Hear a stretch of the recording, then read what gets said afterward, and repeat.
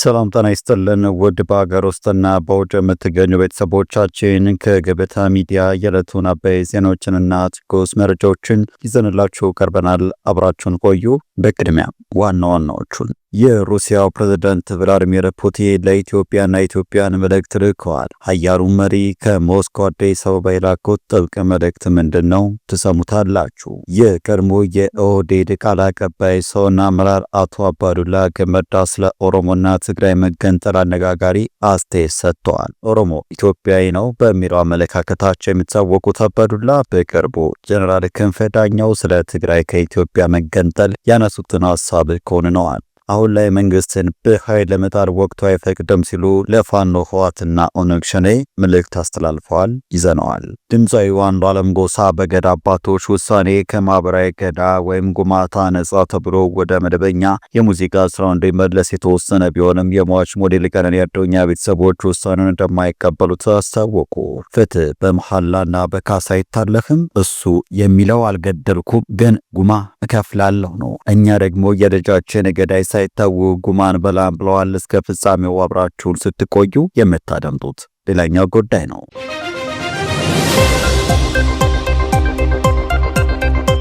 ቻናሉን ሰብስክራይብ፣ ቪዲዮ ላይክ በማድረግ እስከ ፍጻሜው አብራችሁ እንድትቆዩ በአክብሮት እንጠይቃለን። ወደ ቀዳሚ ጉዳያችን ስናልፍ የቀድሞ የኦህዴድ ቁልፍ ሰውና አመራር አቶ አባዱላ ገመዳ ስለ ኦሮሞና ትግራይ መገንጠል አነጋጋሪ አስተያየት ሰጡ።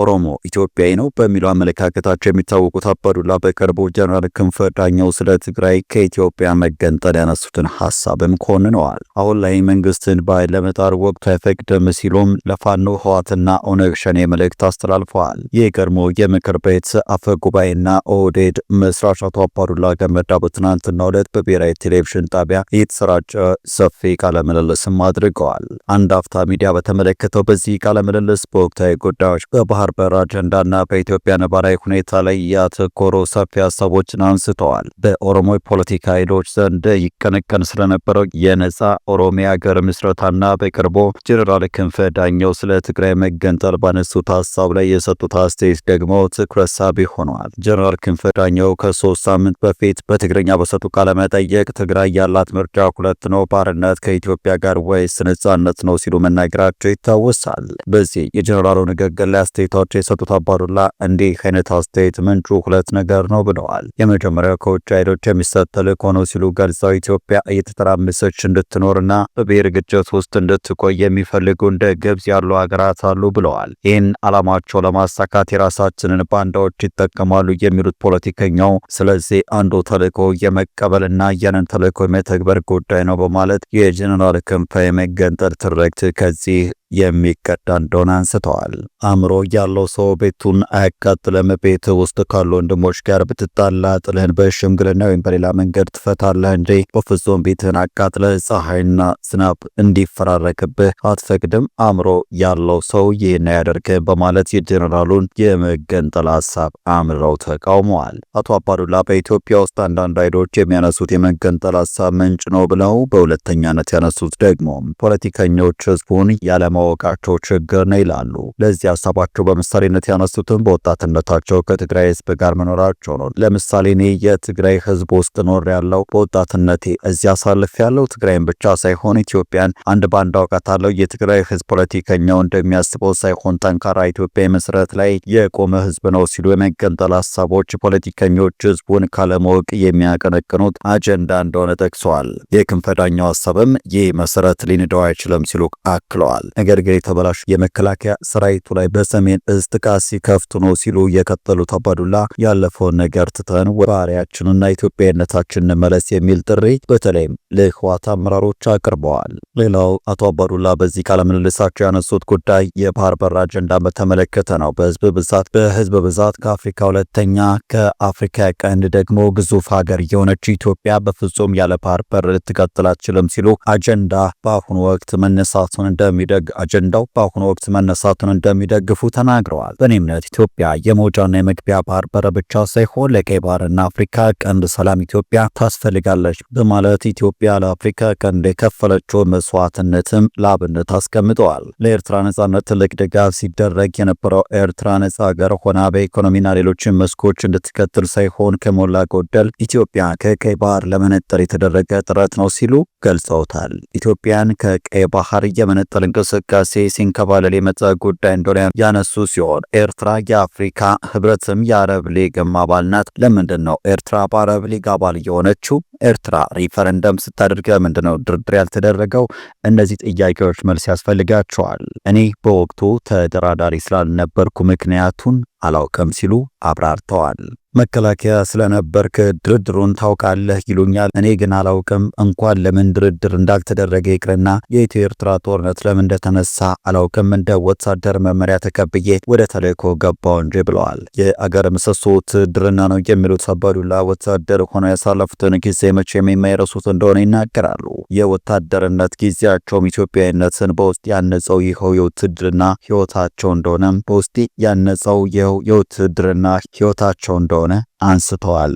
በቀጣይ መረጃችን ድምፃዊ አንዱዓለም ጎሳ በገዳ አባቶች ውሳኔ ከማህበራዊ እገዳ ወይም ጉማታ ነጻ ተብሎ ወደ መደበኛ የሙዚቃ ስራው እንዲመለስ የተወሰነ ቢሆንም የሟች ሞዴል ቀነኒ አዱኛ ቤተሰቦች ውሳኔውን እንደማይቀበሉት አስታውቀዋል። የሟች አባት አቶ አዱኛ ዋቆ በሰጡት ምላሽም የገዳን ስርዓት የሚያከብሩ መሆኑን ገልጸው ነገር ግን በሽምግልና ሂደቱ ላይ የተደረሰውን ስምምነት ውድቅ አድርገውታል። አባትየው ተቃውሟቸውን ሲገልጹ የገዳ አባቶች ጋር ያልተስማማንበት ነጥብ የገዳን ስርዓት ካለመቀበል ወይም ካለማክበር የመነጨ ሳይሆን የቀነኒ ጉዳት በግልጽ ሊጣራ ይገባል ከሚል አኳያ ነው ብለዋል። አቶ አዱኛም በሂደቱ ላይ ስለቀረበው የካሰ ወይም ጉማ ጥያቄ ሲያስረዱ በጎጆ በኩል እየተባለ ያለው አልገደልኩም ግን ጉማ ከፍላለሁ የሚል ነው። እኛ ደግሞ የልጃችንን ጉማ አንበላም በማለት አንቀበልም ሲሉ አስረድተዋል። ቤተሰቡ በልጃቸው ላይ የደረሰውን ጉዳት መጠን፣ ጥልቀትና አድራጎት በግልጽ እንዲጣራና እንዲታወቅ ጠየቁ። ቢሆንም ይህ ሳይሆን ወደ መሐላ ስርዓት መካሄዱን ተቃውመዋል። ከመሐላ በፊት መጣራት ያለበት ነገር አለ ብለን አመልክተን ነበር። አባገዳዎቹ ግን ወደ መሐላ ነው የምንሄደው አሉ። እኛ ያንን መሐላ አልተቀበልንም ሲሉ አቶ አዱኛ ሂደቱን ገልጸዋል። ይህ የቤተሰብ ተቃውሞ የተሰማው ታዋቂው ድምፃዊ አንዱዓለም ጎሳም ታኅሳስ 21 ቀን 2018 በታላላቅ አባገዳዎች ፊት ቀርቦ ቡራኬ ከተሰጠውና ወደ ጥበብ ስራው እንዲመለስ ከተፈቀደለት በኋላ ነው። ድምፃዊው ከሞዴል ቀነኒ አዱኛ ህልፈት ጋር ተያይዞ ተጥሎበት ከነበረው ማህበራዊ እገዳ ነጻ መባሉን ተከትሎ ወደ ስራ ለመመለስ ዝግጅት እያደረገ መሆኑ ተነግሮ ነበር። የሟች አባት አቶ አዱኛ ዋቆ ለቀነኒ ፍትህ ሲጠይቁ ለነበሩ ኢትዮጵያውያን በሙሉ ምስጋናቸውንም ቸረዋል። በቀጣይ መረጃችን ህወሓት የአፍሪካ ህብረትና ዓለም አቀፍ አጋሮች በእርዳታ አቅርቦት ዙሪያ አስቸኳይ ስብሰባ እንዲጠሩ ጠየቀ።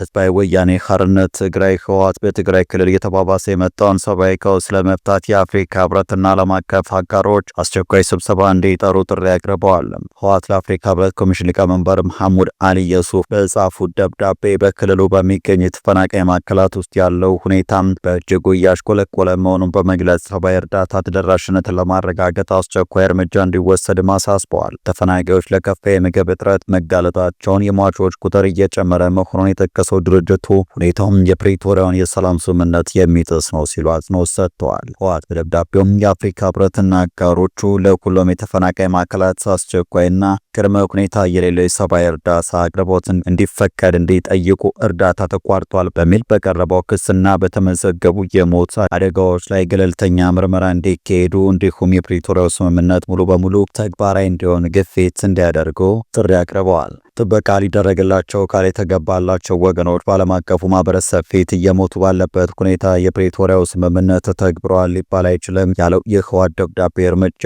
አለመውሰድ ተባባሪነት መሆኑንም አስጠንቅቋል። ድርጅቱ አክሎም የሰብአዊ ቀውሱ በታህሳስ 2018 ተባብሶ መቀጠሉንና የተመዘገበው የሟቾች ቁጥር ህዳር 2013 በጀመረው ጦርነት ወቅት ከተመዘገበው በላይ መሆኑንም ተናግረዋል። በተለይም በህጻጽ ሽረ፣ አድዋ፣ አብያዴ፣ አዴግራትና መቀሌ የሚገኙ በመቶ ሺዎች በመቶዎች የሚቆጠሩ ተፈናቃዮች ለመሰረታዊ ፍላጎቶች እጥረት መጋለጣቸው ፓርቲው አክሎ ገልጿል። በተጨማሪም ህወሓት የፌዴራል መንግስትን ሰብአዊ እርዳታም በማደናቀፍ ከሷል። ፓርቲው ለተፈናቃይ ማዕከላት የሚደረገው የእርዳታ አቅርቦት ያለምንም መቆራረጥ እየቀረበ ነው በማለት የብሔራዊ አደጋ ስጋት ስራ አመራር ኮሚሽን ያቀረበውን መረጃ ውድቅ አድርገውታል።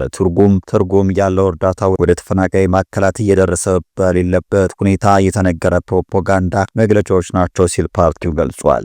መግለጫው በማህበራዊ ሚዲያ አንቂዎችና በዲያስፖራው የሚሰበሰቡ የእርዳታ ገንዘቦችን ጨምሮ በማህበረሰቡ የሚመሩ የእርዳታ ጥረቶች ገደብ ተጥሎባቸው እንዲሁም ወደ መንግስት ቁጥጥር ስር ባሉ የባንክ ሂሳቦች ውስጥ እንዲገቡ ተደርገዋል ሲሉም ከሷል። በተጨማሪም ህወሓት የሰብአዊ ቀውሱን ምዕራብ ትግራይ ካለው ያልተፈታ ሁኔታ ጋር በማያያዝ ከ1 ሚሊዮን በላይ ተፈናቃዮች በፕሬቶሪያው ስምምነት አንቀጽ 4 መሰረት አሁንም ወደ ቀያቸው አልተመለሱም ብለዋል። በመጨረሻም የሩሲያው ፕሬዝዳንት ቭላዲሚር ፑቲን ለኢትዮጵያና ኢትዮጵያን መልእክት ልከዋል። የሩሲያው ፕሬዝዳንት ቭላዲሚር ፑቲን የ2026 አዲስ ዓመትን አስመልክተው የእንኳን አደረሳችሁ መልእክት ከላኩላቸው የሀገራት መሪዎች መካከል የኢትዮጵያው ጠቅላይ ሚኒስትር አብይ አህመድ እና ፕሬዝዳንት ኢሳያስ ቀስላሴ በቀዳሚነት ይገኛሉ። ይህ መልእክት ቀዳሚ ሆኖ መድረሱ በአሁኑ ወቅት በሩሲያና በኢትዮጵያ መካከል ያለው ግንኙነት ምን ያህል ጠንካራ መሆኑን የሚያሳይ ነው ብለዋል። ፑቲን በመልእክታቸው ኢትዮጵያ በአዲሱ የዓለም አሰላለፍ ውስጥ ያላትን አጋርነትና የሁለቱ ሀገራት ትብብር ወደ ስትራቴጂካዊ ከፍታ መሻገሩን ገልጸዋል። የሁለቱ ሀገራት ዲፕሎማሲያዊ ግንኙነት ረጅም ዓመታትን ያስቆጠረ ሲሆን መደበኛ ግንኙነት በ18ኛው ክፍለ ዘመን ቢጀመርም የህዝብ ለህዝብ ግንኙነት ግን እስከ 15ኛውና 16ኛው ክፍለ ዘመን ዘልቋል። ኢትዮጵያ በቀጠናውና በዓለም አቀፍ ደረጃ ያላት ሚና ለዚህ ግንኙነት መጠናከር ትልቅ መሰረትም ሆኗል። በአሁኑ ወቅት የሁለቱ ሀገራት የንግድ ልውውጥና የኢኮኖሚ ትስስር እያደገ መጥቷል። በተለይም በኃይል፣ በፋርማሲና በዲጂታል ዘርፎች ላይ የሩሲያ ባለሀብቶች ተሳትፎ እያደገ ሲሆን የኢትዮጵያን የዲጂታል ጉዞ ለማገዝ የሚያስችሉ ስምምነቶችም ተደርገዋል። ሩሲያ አማርኛ ቋንቋን በትምህርት ስርዓቷ ውስጥ በማካተት ሩሲያውያን ቋንቋውን እንዲማሩ እያደረገች ሲሆን በሞስኮ ስቴት ዩኒቨርሲቲ አማርኛ የሚማሩ ተማሪዎች መኖራቸውም ተገልጿል። ኢትዮጵያም ባህሏን በሩሲያ ለማስተዋወቅ የተለያዩ እንቅስቃሴዎችን እያደረገች ትገኛለች። የሩሲያ የዜናና የሬዲዮ አገልግሎት የሆነው ስፑትኒክ የአፍሪካ ቢሮን በአዲስ አበባ መክፈቱና ከሩሲያ ቱዴይ አርቲ ጋር በመተባበር የተካሄዱ የሚዲያ መድረኮች የወዳጅነቱ ማሳያ ናቸው።